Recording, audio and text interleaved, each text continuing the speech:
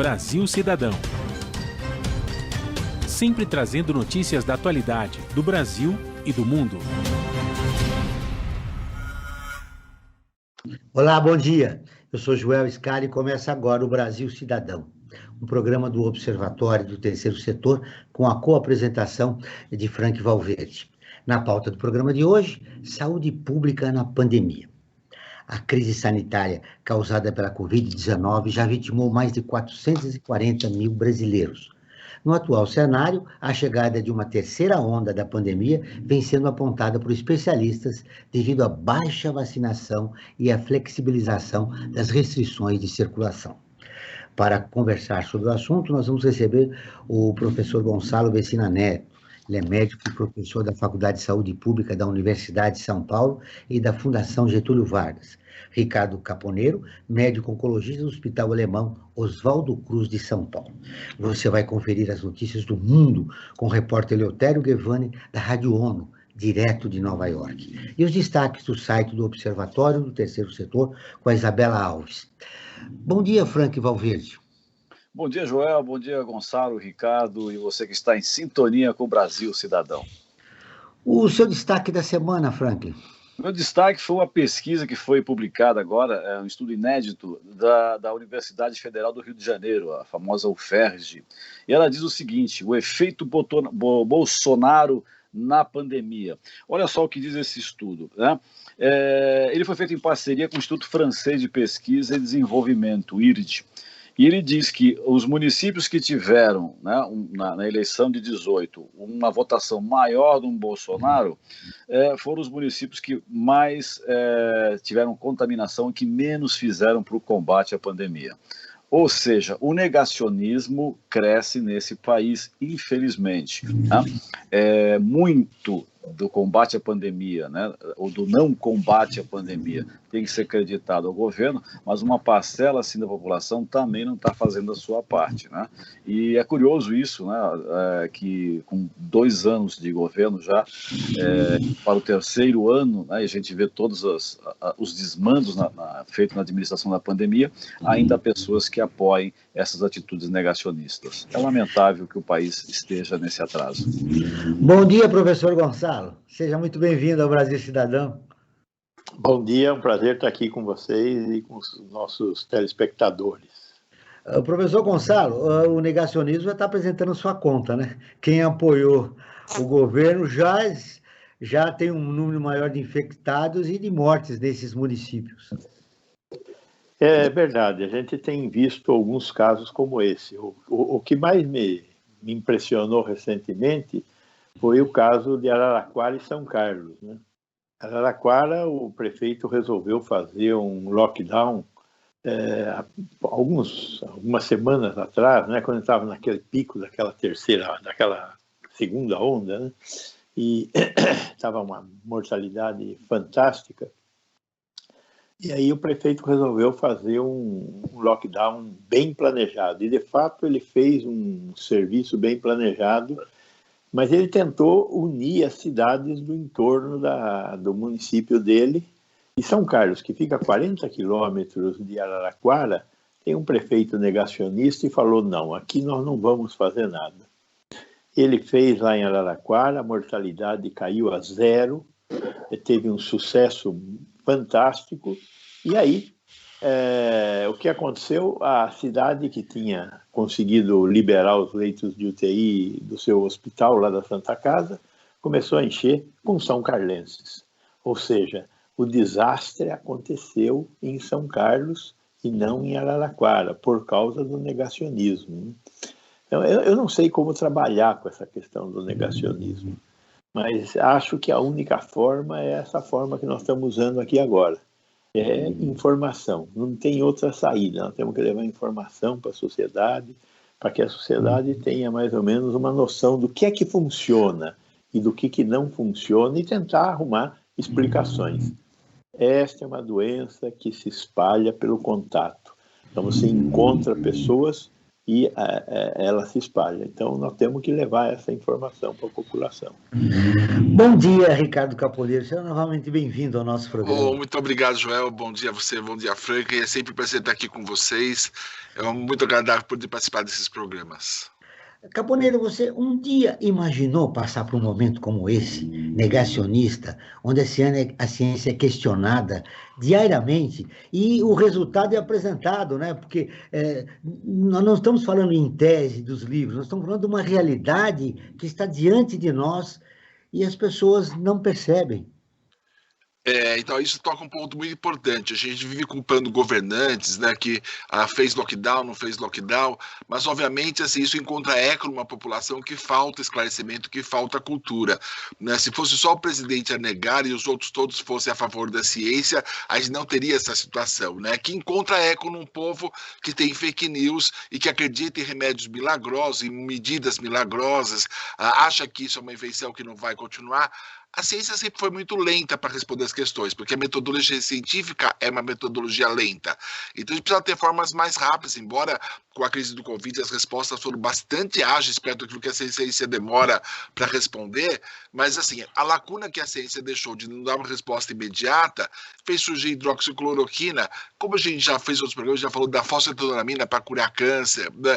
Ou seja, então quando fica na lacuna, o pessoal inventa o que quer, e aí encontra eco nos governantes que dão respaldo para essa política negacionista, né? Mas eu acho que no fundo é uma parte culpa dos governantes, mas uma parte culpa da população, que prefere essas soluções fáceis e nega as soluções difíceis, né? Então acho que tem o negacionismo dos dois lados. E o Caponeiro levantou, professor Vecina, um aspecto que eu acho que é interessante que a gente poderia explorar, né? Tem eco na população esse negacionismo, mas vamos falar do lado da ciência. Eu estou diante aqui de dois médicos, um professor. O que é a ciência nesse momento que ela está sendo questionada? E a gente sabe que na pós-pandemia nós temos que nos reinventar enquanto sociedade. O que é que a ciência precisa fazer daqui para o futuro? Já que ela está sendo não somente questionada, mas também ignorada num momento tão grave como esse, né, de pandemia. Eu acho que dos grandes desafios da ciência é se tornar compreensível. Eu concordo com o Ricardo no que ele coloca, mas eu acho que na maior parte do tempo a gente usa uma linguagem que não é necessariamente compreensível para toda a população e ela deixa lacunas que devem ser preenchidas por algum tipo de conhecimento. E aí a população constrói conhecimento para ocupar esses espaços que nós deixamos. E aí é que nasce uma parte da informação que não é verdadeira. Eu acho que uma grande parte da responsabilidade do negacionismo é de nossa capacidade de fazer as nossas mensagens serem compreendidas, né? Então, quando você fala, por exemplo, a questão da vacina, a coisa mais importante na questão da vacina é entender que a vacina é um ato coletivo e não individual. Mas o que nós estamos vendendo para a população é que é um ato individual. Vacine-se e você estará salvo. Não adianta se vacinar, porque você não vai estar salvo se todos não estiverem vacinados. E a gente está com essa perspectiva, se eu tomar vacina, eu estou livre. Não. E qual é a eficácia da vacina? E aí, de repente, a ciência mesmo está vendendo um teste para saber se a vacina deu certo ou não deu certo em você. Agora, a vacina nunca vai dar certo em você, a vacina dá certo na coletividade. Se todos se vacinarem, nós teremos condição de nos livrar dessa doença. Se só uma parte se vacinar, nós não vamos ter condição de se livrar da doença. Então, eu acho que a nossa capacidade de transmitir essa informação que a ciência traz é fundamental nesse momento e nós estamos falhando nisso. É óbvio que tem parte, todo mundo tem um pouco de culpa, mas eu queria trazer mais essa culpa, a capacidade dos comunicadores comunicarem. Qual é a responsabilidade da ciência nesse momento, Caponeiro? Não, eu acho que a verdade, a responsabilidade da ciência é gerar dados, né? E aí o que o professor falou, assim, talvez não seja a função da ciência transmitir os dados para a população, porque a gente tem um intermediário aí que são os profissionais de imprensa, como você, como o Frank, especializados em saúde, né? E comunicam com a qualidade, que tem o papel de transformar a linguagem hermética da ciência. A gente não espera que o povo leia New England, JAMA, que ele leia as revistas especializadas, mas os jornalistas de saúde transformam essa linguagem técnica da ciência numa linguagem popular. Mas aí também todo mundo tem um pouquinho de culpa, né? A ciência tem algumas pesquisas controversas, aí muitas vezes existe pseudociência também, né? Gente que divulga resultado como se fosse ciência e ilude essas pessoas da imprensa, né? E existe uma dificuldade então de julgamento, de responder em termo adequado essa demanda para todo mundo. E o papel da ciência é buscar as respostas de uma forma rápida. E nisso, olha, a gente se superou, porque essa doença começou em dezembro de 2019, né? Em março já tinha mais de 1.000 artigos publicados, né? A questão é como filtrar tudo isso, né? Porque se você olhar hoje, procurar nas nossas bases de dados, você vai achar mais de 10.000 artigos publicados. Então o que falta não é informação, o que falta é um filtro. Você vê, as vacinas foram desenvolvidas em tempo recorde, né? E aí, assim, reforçando o que o professor Gonçalo falou, que ocorreram 2 grandes revoluções na história da saúde da humanidade: saneamento básico, que assim, custa barato, salvou milhões de vidas, e vacinação, que a gente já sabe fazer há quase 1.000 anos, né? Então isso mostrou que a gente teve sucesso contra a varíola, que a gente praticamente erradicou, e contra várias outras doenças. Então foi uma grande revolução na área da saúde pública, né? Tanto que você vê que a gente desenvolveu vacina em tempo recorde, né? A gente começou a pandemia em dezembro, em março já tinha vacina em teste, né? Então isso até mudou a velocidade da ciência. Agora tem resposta, mas olha, ela é segura 5 anos depois?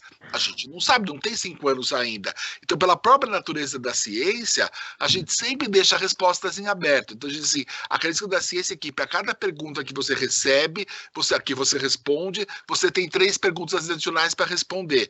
Né? Então, o professor Gonçalo falou assim, já estou vendendo um teste para testar se a vacina funcionou ou não. Os famosos anticorpos neutralizantes. Agora, o que você faz com o resultado? Nada. Não existe um programa de revacinação, né? Então, aquela informação que fica na mídia, gasta dinheiro, porque estão gastando dinheiro de alguma forma, e é inútil no momento, né? Assim, então a gente tem que esperar as coisas acontecerem, e infelizmente a ciência é lerda e dá resposta por causa do seu rigor técnico. E o que a gente podia apressar, que era os processos de regulamentação dos protocolos e aprovação por comissão de ética, isso foi aprovado. A gente consegue aprovar um protocolo de Covid em menos de um mês, né? Desde que preenchido todos os requisitos, a gente já consegue aprovações rápidas, e os estudos foram desenhados rápidos e deram resultados rápidos. Agora, assim, você fala assim, olha, eu comparo 2 grupos, as pessoas, olha, existem óbitos com a vacina? Ué, ninguém morreu, né? Assim, depois de 1 ano não tem ninguém que tenha morrido. Então, assim, a gente também é fruto da própria evolução da doença, né? Então, assim, são detalhes técnicos, mas eu acho que nessa transmissão da informação vale muito o papel da imprensa, e aí você sabe, tem colegas seus que querem dar a informação correta, mas tem colegas que querem vender jornal, né? Ou vender notícia, né? E aí, assim, aparece um remédio mágico milagroso, sai na primeira página, e aí isso é replicado nas mídias sociais, e aí desfazer as informações errôneas, né, sabe assim, a gente viu, tinha algumas seguradoras de saúde, alguns prefeitos de municípios do interior distribuindo kit de hidroxicloroquina com azitromicina, né, sem nenhum fundamento para isso e causando problemas, né? Aí teve uma palestra com a comissão de infecção hospitalar do hospital, de que estava aumentando o número de pneumonias domiciliares resistentes à azitromicina, porque a pessoa ficava tomando azitromicina em casa. E aí, quando tinha uma pneumonia, tinha uma bactéria resistente. Então, acho que esse desencontro, né, contribui muito para o caos. É verdade. Você colocou muito bem, quer dizer, parte da imprensa ainda, né, faz uma cobertura do ponto de vista ideológico. E aí, como a população não conhece o subtexto, não faz essa leitura, e acaba incorrendo nesses erros e dando uma confusão generalizada, provocando contaminação e morte. Mas quando você fala em culpa, eu falo em responsabilização. Parte da classe média está legitimando isso. O que me espanta também, não é só essa cobertura da imprensa, que eu concordo, mas também parte da classe médica está legitimando essa situação. Como é que nós resolvemos isso, professor Messina? Veja, no Brasil a gente tem algo em torno de 500 mil médicos. Esses médicos que estão negando o valor da ciência, que estão achando que tem cura através desses medicamentos, se não me engano, são algo em torno de 10 mil médicos. Quer dizer, 10 mil médicos em 500 mil é um número bem pequenininho, né? Eu acho Mas que... estão fazendo barulho. Sim, eu acho que esse é o dado. Eles fazem barulho do lado de lá e nós fazemos pouco barulho do lado de cá.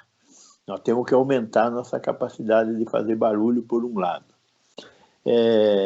Esses médicos, uma parte deles são mal intencionados, querem um espaço na mídia. Outra parte, de certa forma, são pessoas mal informadas, onde o conhecimento foi mal construído. E nós temos, neste momento, uma falha importante nessa estrutura de pesos e contrapesos que toda a sociedade tem que ter, que é o funcionamento dos conselhos de classe. Nossos conselhos de medicina, eles estão ausentes dessa discussão, principalmente porque o Conselho Federal de Medicina resolveu tomar uma posição a favor do presidente da República, visitou o presidente da República, concordou com a proposta lá no começo da utilização desses medicamentos. E isso, o Conselho é um farol nós precisamos da posição do Conselho. De repente, o Conselho tomou uma decisão, assim, olha, quem quiser prescrever, pode prescrever. E de fato, não foi a condição que o Conselho tomou em relação a outras coisas importantes aí no passado, medicina ortomolecular, ozonioterapia. O Conselho foi contra e vetou a utilização dessas outras linhas, né? Então, eu acho que é uma confluência de azares que nós tivemos nesse momento, e aí temos esses médicos. Agora, eu acho que faz parte da existência do contraditório, entendeu? Nós temos que aceitar que isso existe e agir em função de que isso é um fato. Nós não podemos ficar chorando, nós temos que nos comunicar, levar essa informação, cobrar do Conselho Federal de Medicina uma postura correta que ele não está tendo, né? Então, eu acho que é um pouco dizer, a vida é assim, como dizia o Nelson Rodrigues, né? A vida é como ela é. Então, não se trata de negar como a vida é, se trata de ter você um comportamento adequado para esse momento de azar que nós estamos vivendo, com médicos achando que cloroquina, hidroxicloroquina e outros medicamentos dão certo, quando na verdade estão provocando morte. A tragédia é que, enquanto nós não passarmos esse momento, muitas pessoas irão morrer e se contaminar no país. Agora nós vamos ouvir a Rádio ONU, parceira de conteúdo do Observatório do Terceiro Setor, com a matéria. A Covid-19. A OMS cita Brasil entre opções para aumentar vacina nas Américas. O Eleutério Gevani, de Nova York, tem as informações. O Escritório Regional da Organização Mundial da Saúde para as Américas, OPAS, citou o Brasil ao lado da Argentina, do México e de Cuba como fabricantes estabelecidos de vacinas que ajudaram a imunizar várias gerações de latino-americanos. Argentina, Brazil, Mexico and Cuba have well-established vaccine manufacturing plants. A diretora regional da OPAS, Carissa Etienne, afirma que existe um longo caminho a percorrer na proteção de todos. Há urgência de mais vacinas na região, que é testada pela pandemia de maneira severa. A América Latina e o Caribe vacinaram apenas 3% da população até agora. Over 400 million COVID doses have been administered in our region. Dos mais de 400 milhões de doses administradas nas Américas, a maior parte foi para os Estados Unidos. A OPAS lembrou que algumas das instalações do Brasil, de Cuba, da Argentina e do México estão sendo preparadas para produzir vacinas graças a acordos com fabricantes como a AstraZeneca, mas para atender a demanda será preciso multiplicar esses esforços. O braço regional da OMS já distribuiu mais de 12 milhões de doses nas Américas. Outras 770 mil unidades devem chegar à América Central e ao Caribe. No Brasil, ocorre uma pausa nas tendências decrescentes observadas nas semanas anteriores e 90% de leitos de UTI estão ocupados. um sinal de alto risco de comunidades não receberem cuidados necessários. Para o braço regional da OMS, as lacunas no acesso às vacinas na América Latina e no Caribe são um sintoma de dependência excessiva da região das importações de insumos médicos essenciais. Da ONU News, em Nova York, Eleutério Gavan. Continuamos com o Brasil Cidadão, um programa do Observatório do Terceiro Setor. Hoje estamos falando sobre saúde pública na pandemia, com Gonçalo Vecina Neto, que é médico sanitarista e professor da Faculdade de Saúde Pública da Universidade de São Paulo, e Ricardo Caponeiro, médico oncologista do Hospital Alemão Oswaldo Cruz de São Paulo. Professor Vecina, a matéria da ONU mostra que nós estamos, o mundo está olhando, não é só o Brasil, é México também, aqui nas Américas, mas nós somos o centro das atenções aqui na América do Sul. Que situação nós poderíamos criar, já que nós estamos diante de um problema, de um governo negacionista, de uma grave crise sanitária, de que maneira nós podemos contar com a ONU nesse momento importante, para conter o número de infectados e de mortes aqui no nosso país? Eu acho que o Brasil, por causa do seu tamanho, da sua população e também de sua história, inclusive no campo da saúde pública, o Brasil é um dos poucos países do mundo com essa população que tem um sistema de atenção universal à saúde, o SUS. A Argentina não tem, o México não tem, né? Cuba tem um sistema de atenção à saúde muito privilegiado, não é um país bem pequeno em comparação, um país de 10 milhões de habitantes. Mas o Brasil não, um país muito grande que tem um sistema único de atenção à saúde. Além do que, o Brasil tem uma história nessa área de produção de imunobiológicos, né? Tanto o Butantan quanto a Fiocruz são instituições centenárias. Agora, nos últimos 20, 25 anos, o Brasil deixou de tomar os devidos cuidados com essas instituições infelizmente andaram para trás. Nós produzíamos mais vacinas há 20 anos do que produzimos hoje. Nós deixamos de produzir vacinas como, por exemplo, a hepatite B, deixamos de produzir difteria, deixamos de produzir BCG, hoje somos importadores dessas vacinas. Começamos a produzir a vacina da gripe, a vacina da HPV, mas falta uma política clara de incentivo à indústria de imunobiológicos no Brasil. O Brasil poderia estar numa situação muito diferente hoje se não fosse esse desinvestimento em ciência que nós tivemos nos últimos anos. Então, nós teríamos condição, sim, de estar numa posição muito diferente do ponto de vista de apoiar os países da região.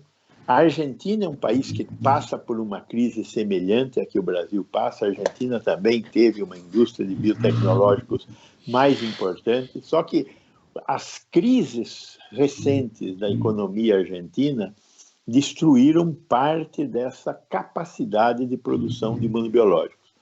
O México nunca teve nenhuma tradição importante nessa área que eu conheça, diferentemente do Brasil e da Argentina. Então, faltam políticas públicas. Por outro lado, as organizações, essas organizações tipo ONU, OMS, elas cumpriram um papel até hoje. Esse papel se demonstrou absolutamente insuficiente no meio de uma crise deste tamanho. Como nós fizemos no final da Segunda Grande Guerra Mundial, que nós revisitamos esses organismos multilaterais, neste momento está na hora de revisitar esses organismos multilaterais e redesenhar o papel deles no mundo, se nós quisermos que eles tenham alguma importância.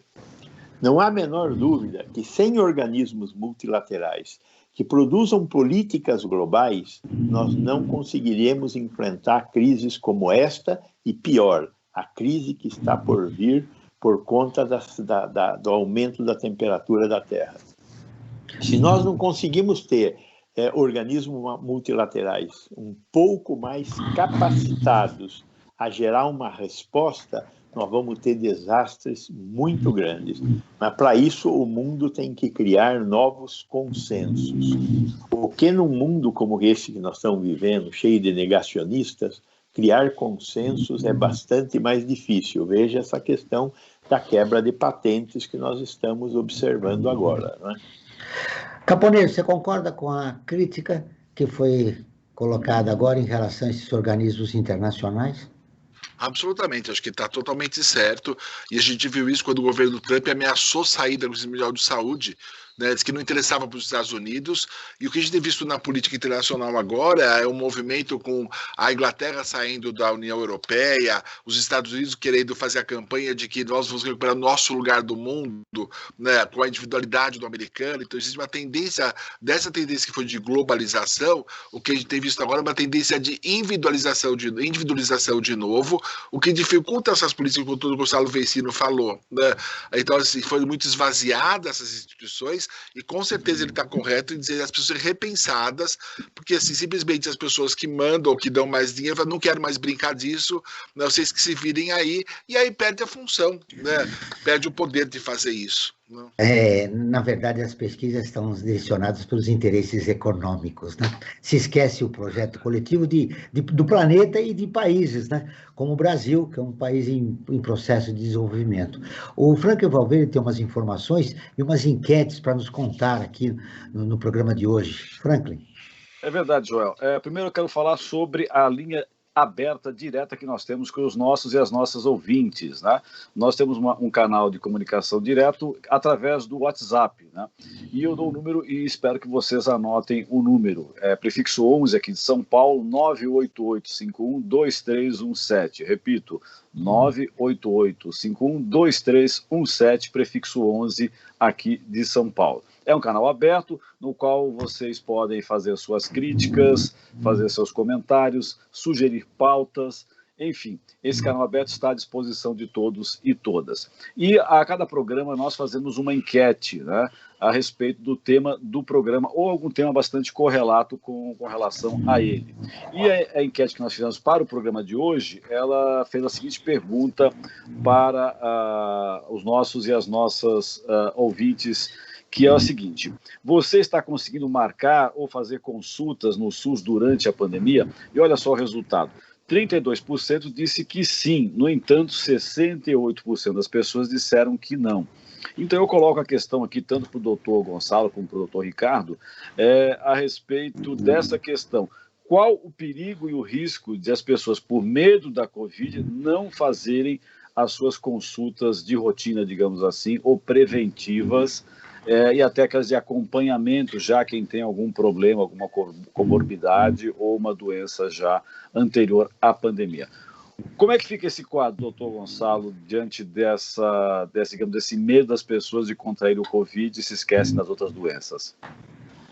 É o pior dos quadros, né? Porque esse foi um dos problemas. Nós temos dois grandes problemas nesse momento, nessa linha de raciocínio que você nos trouxe. O primeiro grande problema é valorizar o Sistema Único de Saúde. Sem Sistema Único de Saúde, o futuro é barbárie. Precisamos ter um sistema público universal, financiado por impostos públicos, de atenção à saúde. Ponto. Então, isso nós temos que fortalecer. O segundo problema é que o SUS paralisou a atenção básica no início dessa crise. Principalmente até meados do ano passado, por falta de equipamento de proteção individual, nós paralisamos a atenção primária à saúde. E isso foi real. Nós tínhamos uma orientação um pouco diferente em relação ao uso de equipamento de proteção individual, máscaras, face shield, roupas, e estávamos exagerando um bocadinho nessa história, e a falta desses equipamentos fez com que os profissionais da atenção básica parassem de atender a população, e houve realmente um problema de marcação de consultas muito grave. Isso foi retomado, mas ainda existe muita má informação na rede e nós teríamos que fortalecer isso. Além disso, também teríamos que criar, algumas cidades fizeram isso, no Brasil inteiro isso aconteceu, alternativas, principalmente usando a telemedicina. A telemedicina veio para ficar e nós temos que utilizá-la. Muitas cidades criaram 0800, criaram linhas para os médicos conversarem com pacientes que estejam com Covid, e isso foi muito positivo. Neste momento, nós estamos no meio do caminho. Né? Tem uma parte das pessoas que estão lá na frente, tem uma parte das pessoas que estão aqui atrás. Nós temos que reestabelecer o funcionamento do SUS. A retirada do Ministério da Saúde dessa equação, por conta daquela decisão do Supremo Tribunal Federal, quando os governos estaduais e municipais foram autorizados a tomar decisões porque o Ministério da Saúde não estava tomando, teve uma consequência positiva de permitir que isso acontecesse e tem uma consequência negativa de criar uma certa bagunça nacional. Nós estamos vivendo um pouco dessa bagunça nacional. Não existe um país como este, desse tamanho, sem um poder federal central. E, neste momento, nós estamos sem o poder federal central, por falta de Ministério da Saúde. Então, esse conjunto de elementos, uns para cá, outros para lá, criam esse momento que nós estamos vivendo, onde 70% da população não consegue marcar consultas. É a bagunça do país, que não tem governo. Caponeiro, quero te ouvir.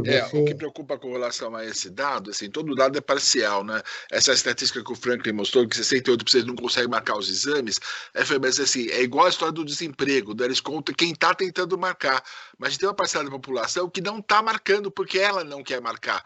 Então, o número de pessoas que não estão fazendo o exame é muito maior que esses 70%, porque 70% os que tentaram marcar e não conseguiram, mas tem pessoas que não estão tentando marcar, então a gente fala assim, olha, a gente tem óbitos por Covid, e óbitos por causa do Covid, mas não de Covid, porque o cara tem uma dor no peito, mas ele fala assim, olha, eu não vou para o hospital, ou ele vai no hospital e não consegue ser atendido e morre de infarto por causa da mudança do atendimento. E, óbvio, a crise sempre agrava o que já existia, né? Aí já tinha uma saúde deficitária, já tinha uma dificuldade grande para agendar consultas e agendar exames, e isso só aumentou agora com a crise, né? Mas, assim, tudo tem um lado bom, que a gente tem observado na prática, eu faço oncologia, na prática oncológica, a nossa patologista diz que ela nunca viu tanto tumor de intestino perfurado e obstruído sendo operado de urgência.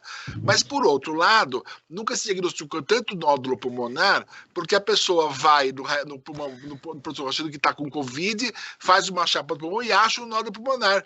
Né? Tá certo, depois a gente não consegue marcar biópsia, né? A gente tem pacientes agendando consultas para julho, né? Então, assim, o fato de não querer marcar, não conseguir marcar, desses 32% que estão marcando, precisa saber para quando estão marcando também.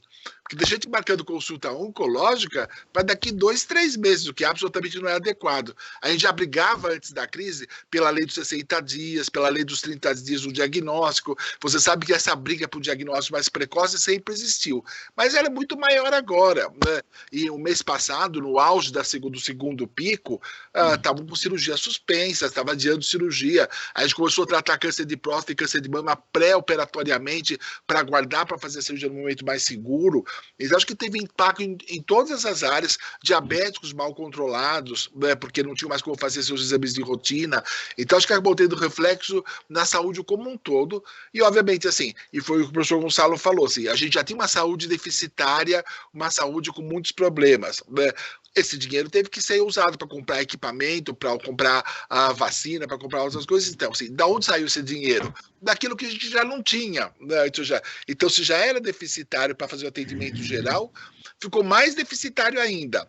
Pode ser que seja uma prioridade agora, mas a gente vai ter que as consequências disso, né? A gente vai ter cada vez mais pacientes agora fazendo quimioterapia, porque achou a doença uma fase mais avançada, pacientes que vão ter doença crônica, metastática, porque não fizeram diagnóstico precoce. Então, agora que a gente vai ver os desdobramentos disso ao longo do tempo. Agora vamos com as notícias e destaques do portal do Observatório do Terceiro Setor, com Isabela Alves. Olá, Isabela, tudo bem? Bom dia, Joel. Bom dia, Franklin. Bom dia aos convidados e ouvintes. Hoje eu trago as notícias de mais destaque do nosso portal. A primeira delas é sobre uma elefanta que, após perder a pata por pisar em uma mina, ganhou uma prótese. A elefante moche, de 7 meses de vida, foi resgatada e encaminhada para a Fundação Amigos do Elefante Asiático, o primeiro hospital para elefantes no mundo. Outra notícia é sobre uma praia na Califórnia, nos Estados Unidos, que tomou um grande passo em prol da inclusão das pessoas com deficiência que usam cadeiras de rodas. Agora, os banhistas poderão utilizar um tapete acessível para atravessar a praia com maior facilidade. E para encerrar, nós temos a notícia de um soldado do Grupo Especial de Atividades Submarinas da Guarda Civil Espanhola que salvou um bebê marroquino de um afogamento. A criança tem menos de um ano de idade. O resgate ocorreu nas proximidades da cidade espanhola de Ceuta, onde cerca de 8.000 pessoas saídas do Marrocos tentam entrar. Segundo o depoimento do soldado, o bebê estava congelado e não gesticulava. Esses são os destaques da semana, mas para ficar por dentro de outras novidades do Brasil e do mundo, basta acessar o nosso portal, observatório3setor.org.br. Obrigado, Isabela. Essa foi a repórter Isabela Alves com as notícias de destaque do portal do Observatório do Terceiro Setor. Um abraço. O Brasil aplicou quase 60 milhões de doses de vacinas contra a Covid. Somando as 2 doses, de acordo com um novo balanço do consórcio de veículos de imprensa, os dados apontam que pouco mais de 39 milhões de pessoas já receberam a primeira dose da vacina, o que representa 18,84% da população brasileira. Já a segunda dose foi aplicada em pouco mais de 19 milhões de pessoas em todos os estados e no Distrito Federal, o que corresponde a 9,31% da população. Na última semana de abril, a Confederação de Municípios revelou que 30% das cidades do país tiveram que parar a vacinação devido à falta de vacinas. O colapso na vacinação pode provocar uma terceira onda, professor Gonzalo? Veja, temos que colocar as coisas nos seus limites. Não é o colapso da vacinação, é o colapso da oferta de vacinas. Nós compramos pouca vacina e, portanto, temos pouca vacina, né? O que Fiocruz e Butantan estão oferecendo, nós sabíamos desde o primeiro momento. Quando o Butantan e a Fiocruz fizeram seus acordos no Ministério da Saúde, o Ministério estava adequadamente informado sobre o que Butantan e Fiocruz poderia fazer em julho do ano passado. Então, em julho do ano passado, Butantan e Fiocruz levaram ao Ministério a notícia de que teriam 310 milhões de doses de vacina para serem distribuídos em um ano. Ou seja, pouquinho a pouquinho, né? 310 milhões distribuídos em 12 meses dá menos de 30 milhões de doses por mês. Então, é isso que nós iríamos ter. Então, o Ministério, se quisesse antecipar a vacinação, teria que comprar mais vacina. E o Ministério só veio comprar mais vacina em março de 2021. Então, não existe surpresa no que nós estamos vivendo. Às vezes, nós falamos, o pessoal da imprensa fala nisso como se fosse uma surpresa. Não existe surpresa. O que aconteceu era esperado. Não compramos vacina, vacinamos devagarzinho. Então, não é que agora paralisamos a vacinação. Não paralisamos, nós não temos vacina, estamos vacinando de acordo com as doses que Butantan e Fiocruz entregam, ponto. Agora, isso vai gerar uma terceira onda? Claro que vai gerar uma terceira onda. Quando é que nós vamos ter mais da metade da população protegida? Nós vamos ter mais da metade da população protegida, se tivermos sorte, a partir de setembro, outubro deste ano. Então, até lá, nós vamos ter crescimento do número de casos. E com essas variantes novas que estão circulando no mundo, que são mais rápidas na sua disseminação, como acontece com a P1 do Amazonas, e como acontece com essa indiana, que nós deixamos chegar no Brasil, tem que ser realmente recolocada essa questão. Nós não fechamos portos, aeroportos e fronteiras, e agora nós estamos com a variante indiana aqui. E a variante indiana tem tudo para ser mais rápida ainda do que a P1. Então, nós estamos vivendo aquilo que nós plantamos, culpa do nosso desgoverno. Como é que deixa as fronteiras abertas num país desse tamanho que está vivendo uma crise sanitária que está vivendo este país? Então, já temos casos lá no Maranhão e aparentemente já temos casos circulando no Ceará. Tem 12 municípios no Ceará que parece que tem casos dessa variante indiana. Não sei se isso é real ou não, mas se for real, nós estamos muito próximos de um grande desastre, com um aumento muito grande do número de casos novamente. O interessante disso, você vê, é que a tecnologia para produzir vacina já era conhecida, como eu falei, há muitos séculos. Né?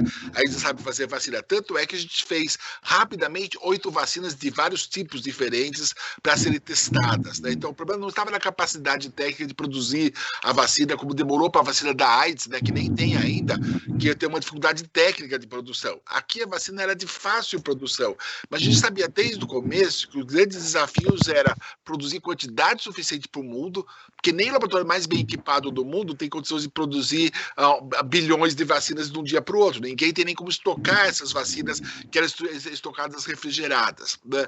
Segundo, distribuir essas vacinas. O professor Gonçalo citou de municípios que são muito mais remotos.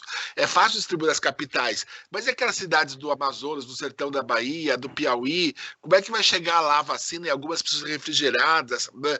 Então, distribuição era outro problema. Então, vão ficar áreas crônicas do Brasil que vão ficar muito pobres vacinadas. O doutor Gonçalo está muito otimista de achar que vai vacinar 50% até setembro. Você vê, você citou os dados, a gente está com 20%, já faz 3 ou 4 meses que a gente está vacinando, né? Aí chegou nos 20%. Assim, os pessimistas dizem que a gente vai terminar de vacinar ou chegar no ideal de 70% em 2024. Né? A gente vai passar 2022, 2023 inteiro tentando vacinar as pessoas, e sem contar o outro obstáculo, que era a distribuição e o custo da vacina, que é exatamente aquelas pessoas negacionistas que dizem que não precisam tomar vacina. Né? Como a gente está tendo epidemia de sarampo, o doutor Gonçalo sabe disso, epidemia de sarampo em São Paulo, que é uma vacina que está disponível na rede pública, tem vacina suficiente, mas as pessoas não estão vacinando os filhos contra sarampo. Então, eu não sei se a gente vai chegar aos 70%, porque talvez a gente não tenha 70% de pessoas convencidas a tomar a vacina. Né? E assim, se você antecipar a crise, essa é a base da medicina, é ser preventiva. Né? Então, a gente demorou para tomar. Você vê, quando começou a vacinação, os Estados Unidos rapidamente compraram quase toda a produção do mundo. E aí também tem o problema dos mais poderosos terem prioridade. Né? Sabe, é importante você lembrar isso, viu? Você é uma indústria privada. Né? Os Estados Unidos tinha um presidente negacionista, mas mesmo assim seu sistema de saúde comprou a vacina. E começou a vacinar. E aí, assim, você ao contrário do que está acontecendo aqui no Brasil. Aí você é dono de uma indústria privada. Aí você tem um cara que quer fazer uma compra monstruosa para você e pagar à vista. E outro quer fazer uma compra fracionada e pagar de pouquinho se pagar. Né? Para quem que você vai vender? Né? Então a gente ficou para trás, não só na atitude, mas também na forma de comprar a vacina, né? Das negociações. Então, e você vê, e sabendo que a gente ia apresentar isso, o professor Gonçalo falou quanto tempo a gente tinha isso, essa informação, né? A gente viu que a gente tinha problema de freezer. Né? Não tinha freezer suficiente no Brasil, não tinha capacidade de estocagem suficiente, não tinha uma rede de distribuição adequada, porque assim, o custo do Brasil também é muito alto. A gente já passou por isso quando a gente estava falando de opioides e oncologia. O Brasil tinha a FURP, que produzia opioide. Aí no governo do ministro Temporão ele falou assim: nós vamos parar de fazer porque é mais barato importar da Índia do que fabricar no Brasil. Então, o custo do Brasil também é muito alto para a produção. Mesmo a gente fala hoje transferência de tecnologia, vários remédios foram aprovados no Brasil, e o doutor Gonçalo foi presidente da Anvisa, ele sabe disso, com base na transferência de tecnologia, e a indústria se predispõe a transferir a tecnologia, mas o Brasil não faz essa transferência, ele não monta a tecnologia aqui, porque assim, montar laboratório, fazer pesquisa básica, contratar funcionário, abrir posto de saúde, isso não é chamar isso para campanha, né? Tem que inaugurar a obra, né? Então, assim, então a gente precisa rediscutir as nossas prioridades. O nosso investimento de saúde é muito mais baixo que o investimento dos americanos. Então, assim, é um monte de conjunto de coisas crônicas. E o reflexo disso é ver, a gente passou no começo do ano, no final do passado para cá, 3 trocas de ministro da saúde. Né? O recordista ficou menos de um mês no ministério. Né? Obviamente não dá para instituir uma política nesse tempo. Quando você descobre para que lado fica o banheiro, você já saiu de lá. Né? Ou seja, não tem uma constante. E ficamos um tempo sem ministro da saúde. Né? Ficamos alguns meses sem ninguém no ministério. Então, assim, todas as políticas que são antecipatórias, que você devia ter feito antes, a gente ficou sem ninguém para fazer. Até porque quando a pessoa queria fazer alguma coisa, porque tinha várias pessoas defendendo o lockdown, que era politicamente ruim, essas pessoas eram afastadas em vez de discutir o assunto. Né? Então, ou seja, a gente ficou meio perdido no tiroteio. Não, eu acho que o Brasil continua perdido, né, nesse tiroteio. Agora, sem vacina e com a possibilidade do aumento de infectados e de mortes no país, a prevenção se torna fundamental. O uso de máscara e gel. Isso que eu gostaria de ouvi-los. Porque os nossos ouvintes falam, bem, não vou ter vacina. O jovem de 30 anos, fala, quando eu vou ser vacinado? Em 2023? Né? O professor Gonçalo está otimista, como você diz, Ricardo. Mas Joel, esses jovens, nós temos só 10 minutos de programa, mas que pena, né? Deveriam ter mais tempo para colocar esses dois especialistas que estão passando informações fundamentais para esse momento grave que o país passa. Mas a gente pode terminar com a prevenção, né, professor Gonçalo? Bom, a única saída que nos resta é o isolamento social e o uso adequado de máscaras. Quer dizer, nós temos que, a ficha tem que cair. Esta é uma doença que predominantemente se dissemina através de aerosóis, gotículas que saem da nossa boca que contêm vírus. Então, a única forma de evitar que esses vírus nos peguem é usando máscara. Nós temos que usar máscara para proteger o próximo. E, na medida do possível, sempre quando a necessidade surgir, nós temos que fazer lockdown. Para diminuir o número de casos em uma população, tem que fazer isolamento social. Isolamento social vai significar que, ao longo do tempo, nós vamos ter a política da sanfona. Fecha e abre, fecha e abre. Fecha, diminui o número de casos, abre, aumenta o número de casos. Não tem saída. Enquanto a cobertura vacinal não crescer, nós não vamos ter alternativa. A possibilidade de cobrir melhor com vacina a população virá da oferta de vacinas através da Fiocruz e do Butantan, que tem 20, 25 milhões de doses por mês até fevereiro do ano que vem.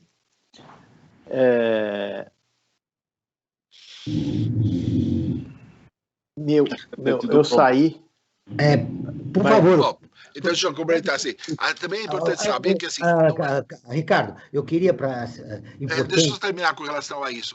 Então, assim, claro que a máscara é importante, mas tem que usar a máscara corretamente. A gente vê muita gente usando a máscara só no queixo, usando a máscara da testa. Ou no nariz, né? Não é qualquer máscara, né? Tem gente fazendo máscaras caseiras de camiseta que são absolutamente permeáveis, né? Então, assim, também você precisa ser uma máscara adequada e, mais importante, a higienização das mãos, porque a pessoa leva a mão no rosto para arrumar a máscara. Então, ela deu a mão para uma pessoa que está contaminada, aí ela vai arrumar a sua máscara no seu rosto e leva a mão para o rosto, né? Então, a lavagem da mão, o uso do álcool gel também complementam. Quer dizer, quando a gente teve a última epidemia em 1920, que foi a da gripe espanhola, não tinha vacina, né? Foi o que o professor Gonçalo falou, foram as medidas de higiene e o isolamento que resolveram a epidemia.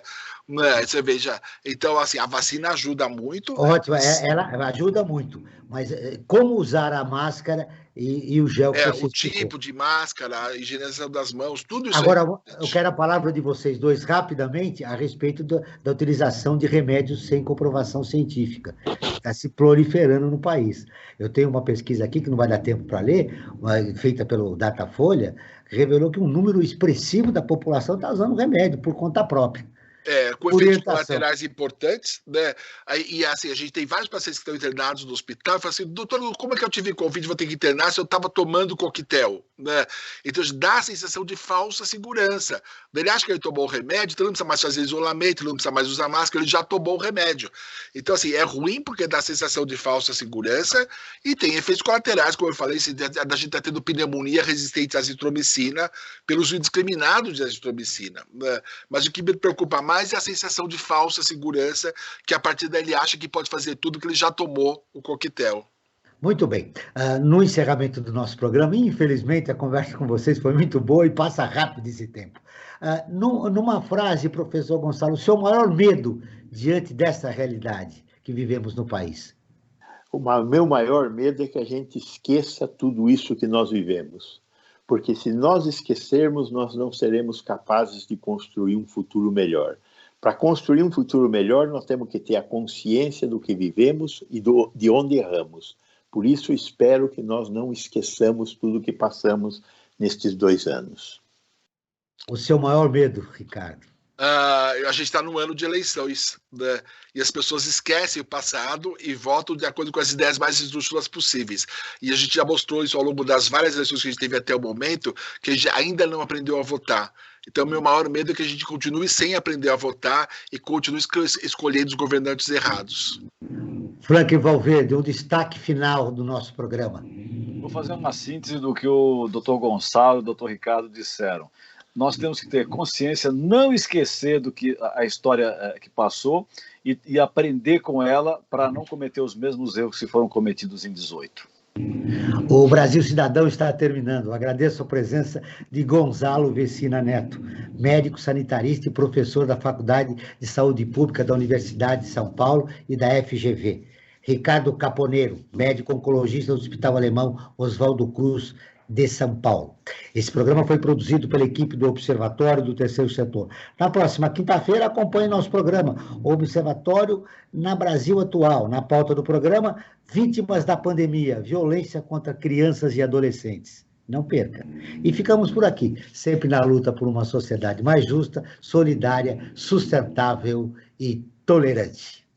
Até o próximo programa. Ficamos por aqui com Brasil Cidadão, um programa do Observatório do Terceiro Setor, sempre trazendo notícias da atualidade, do Brasil e do mundo.